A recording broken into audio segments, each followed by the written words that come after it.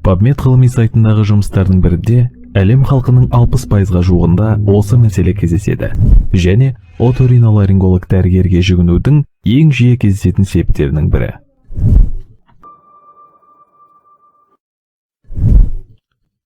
Бүгін біз мұрыннан қан кету мәселесін жан-жақты талқылайтын боламыз. Оның жиілігі, себептері, диагностикасы, емі және профилактикалық шаралары. Жалпы себептеріне тоқталмас бұрын анатомиясына көз жүгіртіп өтсек. Мұрын қуысы қандануында негізгі тармақтары таңдай аймағынан, мұрынның артқы бөлігінен және көз аймағынан келеді. Ең маңызды жер кеселбақ өрімі. Мұнда жоғарғы және төменгі мұрын артерияларының тамырлары тоғысады. Дәл осы аймақта шырышты қабықша механикалық және термиялық әсерлерге ең сезімтал болып, қан кету эпизодтарының жиі пайда болуына келеді. Себептері: жергілікті мұрын жарақаттары, көбінесе спортшылар арасында кездеседі.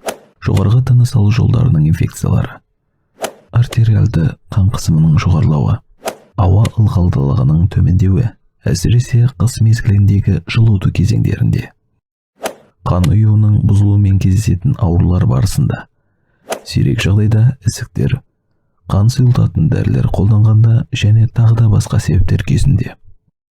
Диагностикасы қарапайым. Риноскопия көмегімен мұрын кеңістігін зерттеу, қажет болған жағдайда эндоскопияны қолдану. Бұл әдіс тіпті кішкентай қан кету ошақтарын анықтауға мүмкіндік береді. Еміне тоқталатын болсақ, негізінен екі жіктеп қарастыруға болады. Біріншісі үй жағдайында жасалатын ем, екіншісі аурухана жағдайында жасалатын ем. Ең алдымен тыныштық сақтауымыз керек. Осыдан кейін дене бір қалыпты деңгейде отырған күйде басты еңкейтіп, немесе бір қалыпты ұстап, тік ұстап, мұрынды қысу керек. Осылайша бірер минут күту керек. Сонымен қоса мұрынның үстіне суық компрессия басу керек.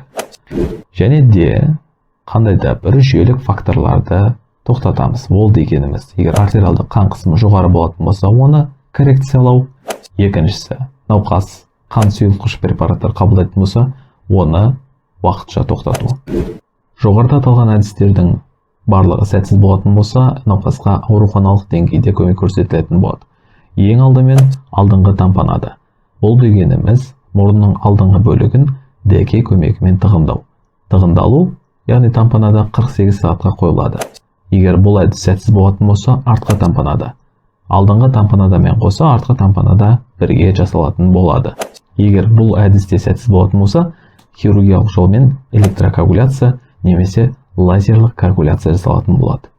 Бұл әдіс эндоскоп көмегімен жергілікті қанап жатқан тамырды анықтап, сол жерді күйдіру болып табылады.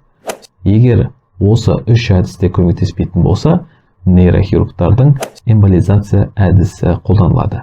Эмболизация әдісі ол нақты тоқтататын әдіс, бірақ оған көп жағдайда жете бермейді. Эмболизация дегеніміз үлкен магистральды тамырлар арқылы кіріп, жергілікті қанап жатқан тамырларға барып, сол жерді тығындау. Осылайша бұл жергілікті қанау тоқтайды.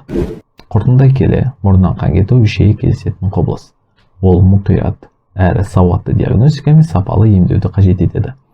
Заманауи әдістермен медициналық ұйымға уақытылы жүгіну арқасында эпистаксис эпизодтарының көпшілігі сәтті бақылауға алынады. Егер сұрақтарыңыз болса, немесе тәжірибеңізбен бөліскіңіз келсе, видео астына пікір қалдырсаңыз болады. Арнаға жазылып, лайк баса отырыңыздар. Рахмет.